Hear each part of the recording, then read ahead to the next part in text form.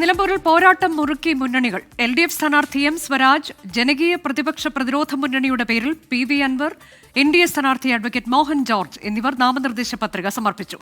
പത്രിക സമർപ്പിക്കാനുള്ള സമയം ഇന്ന് 6 മണിയോടെ അവസാനിച്ചു.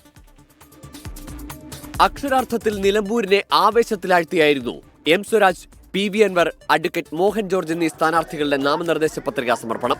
നിലമ്പൂർ തഹസിൽദാർ ഓഫീസിലാണ് 3 പേരും പത്രിക സമർപ്പിച്ചത്. LDF സ്ഥാനാർത്ഥി M സ്വരാജ് രാവിലെ 11:30 പത്രിക സമർപ്പിച്ചു. സ്ഥാനാർത്ഥികളുടെ എണ്ണത്തെക്കുറിച്ച് ആശങ്കയില്ലെന്ന് പ്രതികരണം. മത്സരിക്കാനുള്ള അവകാശം എല്ലാവർക്കും ഉണ്ട്. ആരും മത്സരിക്കരുതെന്ന് പറയാനൊന്നും നമുക്ക് അവകാശമില്ല. അപ്പം മത്സരിക്കാൻ ആഗ്രഹിക്കുന്നവരൊക്കെ മത്സരിക്കട്ടെ. ജനങ്ങൾ അതൊക്കെ വിലയിരുത്തിക്കൊണ്ട് വിധി എഴുതുകയും ചെയ്യട്ടെ. അപ്പോൾ നമ്മുടെ ജനാധിപത്യം കൂടുതൽ ശക്തമാവും. നമുക്ക് അങ്ങനെ ആശിക്കാം. പ്രവർത്തകരെ അണിനിരത്തി ശക്തി പ്രകടനം നടത്തിയ ശേഷം PV അൻവറിന്റെ പത്രികാ സമർപ്പണം. ജനകീയ പ്രതിപക്ഷ പ്രതിരോധ മുന്നണി എന്ന കൂട്ടായ്മ രൂപീകരിച്ചാണ് ഇത്തവണ മത്സരിക്കുന്നത്. എന്താ പ്രതീക്ഷ? 100% ഞാനല്ല ജയിക്കുന്നത്, ഈ കേരളത്തിലെ ജനങ്ങളാണ് ജയിക്കുന്നത്.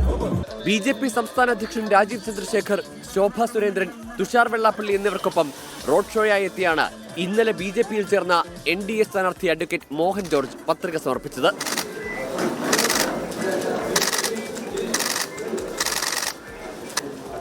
UDF സ്ഥാനാർത്ഥി ആര്യാടൻ ഷൗക്കത്ത് ശനിയാഴ്ചയാണ് പത്രിക നൽകിയത്. പ്രധാന സ്ഥാനാർത്ഥികളെല്ലാം പത്രിക സമർപ്പിച്ചതോടെ നിലമ്പൂരിന് പോരാട്ടം മുറുകുന്ന ദിനങ്ങൾ.